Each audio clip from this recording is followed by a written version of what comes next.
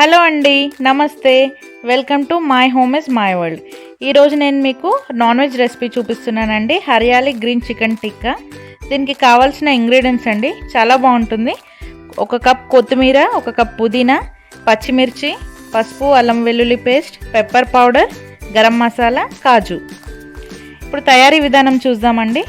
ముందుగా ఒక మిక్సీ తీసుకొని అందులో పుదీనా, కొత్తిమీర, పచ్చిమిర్చి, స్పైసీగా ఎక్కువ తినేవాళ్ళు ఇంకొంచెం ఎక్కువ వేసుకోవచ్చండి. నేను ఒక 5 వేసాను. ఇలా సోక్ చేసి పెట్టుకున్న కాజు కూడా వేసి మిక్సీ చేసుకోవాలండి మెత్తగా.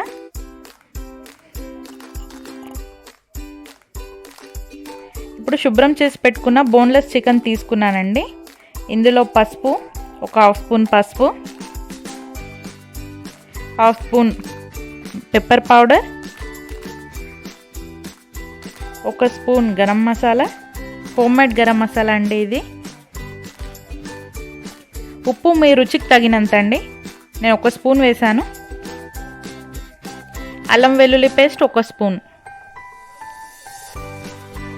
ముందుగా ఇవి బాగా కలుపుకోవాలండి. ఇది కలుపుకున్న తర్వాత ఇందాక మనం మిక్సీ చేసుకున్న పుదీనా కొత్తిమీర పేస్ట్ ఇందులో వేసి కలుపుకోవాలి.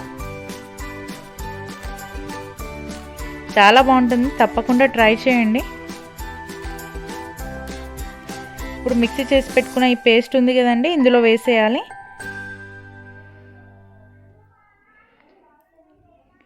వేసి బాగా కలుపుకోవాలండి.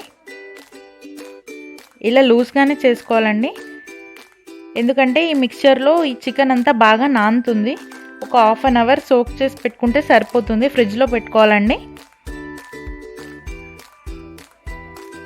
నెక్స్ట్ 1/2 అవర్ తర్వాత ఒక ప్యాన్ తీసుకొని ఇందులో ఆయిల్ వేసానండి. ఒక 3-4 టేబుల్ స్పూన్స్ ఆయిల్ వేసాను. నాన్ వెజ్ రెసిపీస్కి ఆయిల్ ఎక్కువే పడుతుంది కదా.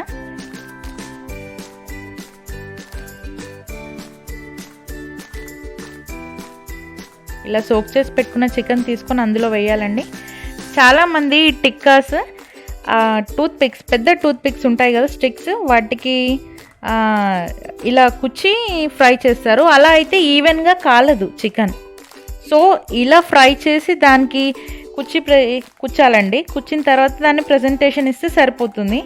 ఎందుకంటే చాలాసార్లు నేను ట్రై చేశాను, అలా అయితే చికెన్ ఈవెన్గా కాలదు. ఇలా మొత్తం ఒక 15 మినిట్స్ మీడియం ఫ్లేమ్ మీద ఇది బాగా ఫ్రై చేసుకోవాలండి. వాటర్ అంతా వెళ్ళిపోయి దగ్గరగా రోస్ట్ అయిపోవాలి. ఇది ఇంకా కొంచెం వాటర్ ఉందండి. 15 మినిట్స్ తర్వాత ఇంకా ఒక 5 మినిట్స్ అయితే సరిపోతుంది.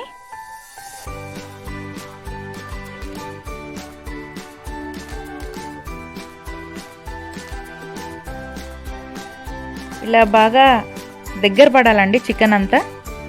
మీకు నా రెసిపీస్ నచ్చితే లైక్ చేయండి, షేర్ చేయండి, సబ్స్క్రైబ్ చేయండి ఫ్రెండ్స్. లాస్ట్కి 1 లెమన్ స్క్వీజ్ చేసుకున్నానండి. తప్పకుండా లెమన్ స్క్వీజ్ చేయాలి, ఇది మస్ట్. ఇది తప్పకుండా ట్రై చేయండి. ఇలా దగ్గరకు అయిపోవాలండి మొత్తం.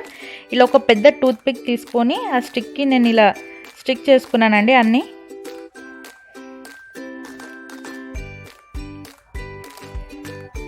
సో మయోనైస్, ఆనియన్ అండ్ లెమన్తో ఇలా ప్రజెంటేషన్ ఇస్తే చాలా బాగుంటుంది. మా ఇంట్లో ఇలా చేయగానే అయిపోతూ ఉంటాయి. చాలా సాఫ్ట్గా వచ్చిందండి చికెన్. పిల్లలకు కూడా నచ్చుతుంది, తప్పకుండా ట్రై చేయండి friends. So thank you for watching my videos.